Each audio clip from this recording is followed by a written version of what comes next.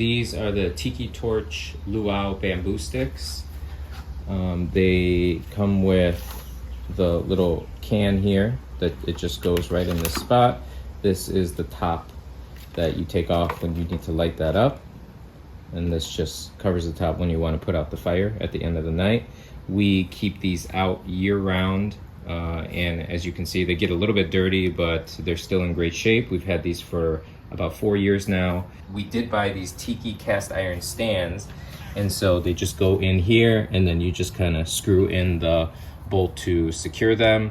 And again, we bought these at the same time. There is a little bit of rust showing, but these stay out all year round, and I think they've held up very well for the 4 years that we've had them. This screw holds the Tiki torch in place, so you just loosen or tighten. It's pretty heavy, and so it does keep the Tiki torch in place.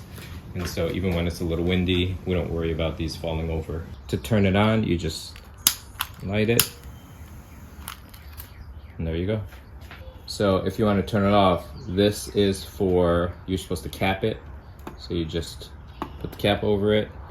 I just let it sit for a little bit, and then you can see it's good. You can either keep it on, or you can just let it air out.